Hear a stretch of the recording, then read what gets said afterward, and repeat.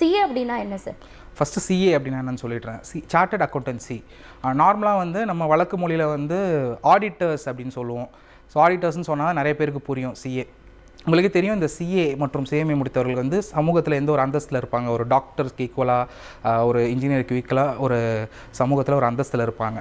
So இந்த chartered accountancy course முடிக்கிறது மூலயமா அவங்க வந்து ஒரு ஆடிட்டர் ஆகலாம். ஸோ இந்த சார்ட்டர்ட் அக்கௌண்டன்சி கோர்ஸ் யார் வந்து ப்ரொவைட் பண்ணுறா அப்படின்னு பார்த்தோன்னா, institute of chartered accountant of India அப்படின்ற ஒரு அமைப்பு. இது வந்து ஒரு கவர்மெண்ட் அமைப்பு. பார்லிமெண்ட்டில் ஒரு 1949 ஒரு ஆக்ட் பாஸ் பண்ணி இந்த கோர்ஸை வந்து லான்ச் பண்ணுறாங்க. இது எதற்காக லான்ச் பண்ணிட்டாங்க அப்படின்னு பார்த்தோம் அப்படின்னா, சுதந்திரத்திற்கு அப்புறம் வந்து இந்தியாவில் வந்து நிறைய தொழில் வளர்ச்சிகள் வந்து அபரிவிதமாக இருந்தது. ஸோ இப்போ கூட பார்த்தோன்னா நிறைய ஃபாரின் கம்பெனிஸ்லாம் இந்தியாவில் இன்வெஸ்ட் பண்ணி அவங்க டெவலப் பண்ணிகிட்டு இருக்காங்க. அது மட்டும் இல்லாமல் ஃபஸ்ட்டு ஒரு வீட்டுக்கு வீடு இன்ஜினியர் இருக்காங்க அப்படின்ற ஒரு கான்செப்ட் போய் இப்போ வந்து வீட்டுக்கு வீடு ஒரு தொழில் முனைவோர் இருக்காங்க அப்படின்ற ஒரு கான்செப்ட் உண்டாயிடுச்சு. ஸோ இந்த தொழில் பண்ணுறவங்க எல்லாரும் அவங்களோட லாப கணக்குகள், அவங்களோட செலவு, இந்த மாதிரியான விஷயங்களை வந்து கரெக்டாக அவங்க மெயின்டைன் பண்ணால் மட்டும்தான் அவங்களால வந்து அந்த வியாபாரத்தை வந்து வெற்றிகரமாக நடத்த முடியும்.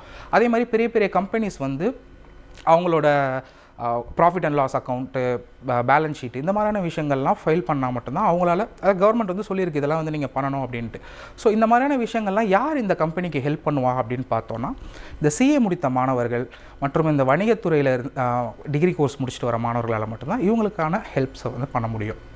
ஸோ இதற்காக ஆரம்பிக்கப்பட்ட ஒரு அமைப்பு தான் ஐசிஏஐ. அந்த ஐசிஐ வழங்கும் கல்வி தான் சார்ட்டர்ட் அக்கௌண்டன்சி படிப்பு. அதுக்கப்புறம் இந்த கல்வியில் இருக்க நிலைகளை பார்த்துடலாம். எக்ஸாம்ஸ் எப்படி இருக்கும், சிலபஸ் எப்படி இருக்கும், இந்த மாதிரியான விஷயங்களை பார்க்கும் பொழுது இந்த படிப்பு சிஏ படிப்பு அப்படின்றது வந்து 3 லெவலாக வந்து பிரிக்கப்பட்டிருக்கு, 3 நிலைகளாக. இது என்னென்ன நிலை அப்படின்னு பார்த்தோம் அப்படின்னா, foundation, intermediate and final. So மொத்தம் 3 நிலை. இந்த 3 நிலையை கடக்கிற மாணவர்கள் வந்து ஒரு சார்ட்டர்ட் அக்கௌண்டண்ட்டாக ஆகலாம். ஸோ ஃபஸ்ட்டு நிலையான ஃபவுண்டேஷனை பற்றி இப்போ பார்ப்போம். இந்த ஃபவுண்டேஷன் நிலையில் மொத்தம் 4 பேப்பர் இருக்கும். ஒரு மாணவர்களும் இந்த 4 பேப்பரை கம்ப்ளீட் பண்ணால் தான் அந்த ஃபவுண்டேஷன் நிலையை வந்து கம்ப்ளீட் பண்ண முடியும். இந்த 4 பேப்பர்கள் வந்து இவங்க 11th and 12th commerce students என்ன படித்தாங்களோ இது ஓரியன்டாக தான் அந்த 4 பேப்பர்களும் இருக்கும். இதில் வந்து பாஸ் மார்க் அப்படின்றது ஒரு முக்கியமான விஷயம். எல்லா எக்ஸாம்ஸ்லையும் பார்த்தோன்னா ஒரு குறிப்பிட்ட மார்க் வச்சு இந்த மார்க் எடுத்தால் பாஸ் அப்படின்ற ஒரு நிலைமை இருக்குது.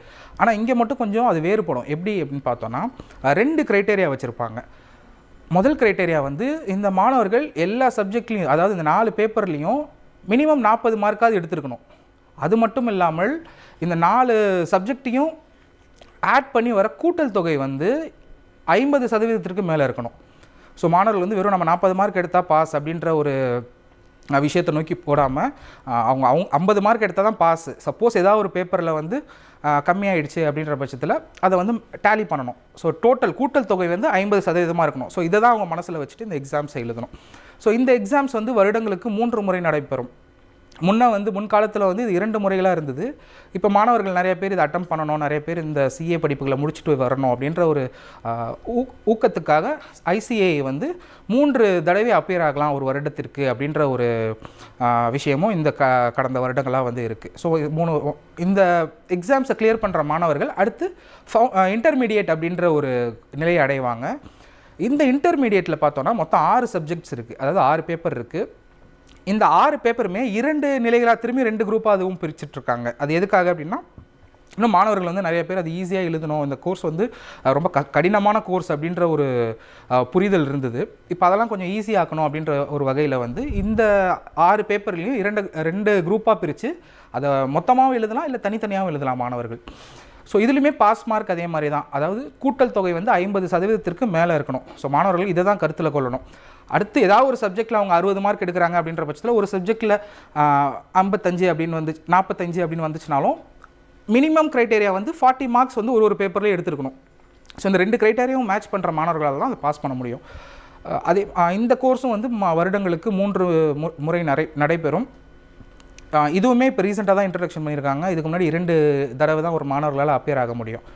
ஸோ இந்த இன்டர்மீடியேட் முடிக்கிற மாணவர்கள் அடுத்த நிலையான ஃபைனல் போகிறதுக்கு முன்னாடி ஆர்டிகிள்ஷிப் அப்படின்ற ஒரு விஷயம் வந்து அவங்க பண்ணணும். இந்த ஆர்டிகிள்ஷிப்னா என்ன அப்படின்னு பார்த்தோன்னா, யூஸ்வலாக இந்த எம்பிஏ படிக்கிற மாணவர்களுக்கெல்லாம் தெரியும், அவங்க வந்து இந்த கோர்ஸ் முடிக்கிறதுக்கு முன்னாடியே ஒரு இன்டர்ன்ஷிப் அப்படின்ற ஒரு விஷயம் போவாங்க. எதுக்காகனா, இப்போ ஜாப் மார்க்கெட்டில் பார்த்தோன்னா நிறைய பேர் வந்து எங்களுக்கு எக்ஸ்பீரியன்ஸான கேண்டிடேட் தான் தேவை இப்படியான்ற ஒரு க்ரைட்டேரியா இருக்குது. ஸோ எக்ஸ்பீரியன்ஸ் படித்து முடித்தவங்களுக்கு எப்படி எக்ஸ்பீரியன்ஸ் இருக்கும்? ஸோ இந்த இன்டர்ன்ஷிப் போகிறது மூலயமா அந்த ஃபீல்டு நாலேஜ் வந்து அவங்க கேதர் பண்ணிக்கலாம். அதே மாதிரி இங்கே சிஏ படிக்கிற மாணவர்களும் ஒரு ப்ராக்டிசிங் சார்ட்டர்ட் அக்கௌண்டன்ட், அதாவது ஒரு சிஏ முடித்த ஒரு சார்ட்டர்ட் அக்கௌண்டன்ட் கிட்ட போய் இவங்க அசிஸ்டண்ட்டாக ஒர்க் பண்ணணும். 2 வருட காலங்கள் வந்து அவங்க அசிஸ்டண்ட்டாக ஒர்க் பண்ணணும் அவங்க இன்டர் முடிச்சுட்டு. ஸோ அவங்க சிஏ முடிச்சுட்டு என்னென்ன வந்து அவங்க வேலைகள் பண்ண போகிறாங்களோ அது எல்லாமே இந்த சார்ட்டர்ட் அக்கௌண்டன்ட் கிட்ட அசிஸ்டண்ட்டாக இருந்து இவங்க ஆல்ரெடி இந்த 2 வருஷம் பண்ணுவாங்க. இது பண்ணி முடித்தோடனே தான் அவங்களுக்கான ஃபைனல் எக்ஸாமுக்கான எலிஜிபிலிட்டி வரும். அதுக்கப்புறம் அவங்க ஃபைனல் எக்ஸாம்ஸ் எழுதலாம். இந்த ஃபைனல் எக்ஸாம்ஸும் 2 குரூப்பாக பிரிக்கப்பட்டிருக்கு. ஒரு குரூப்லேயும் 3 பேப்பர்கள். இந்த ஃபைனல் எக்ஸாம்ஸ் மட்டும் 2 முறை வந்து மாணவர்கள் ஒரு வருடத்திற்கு அப்பியர் ஆகலாம். ஸோ இதுதான் இந்த சிஏ கோர்ஸை பற்றின அந்த எக்ஸாம் ஸ்ட்ரக்சர்ஸ் அப்படின்னு சொல்லலாம்.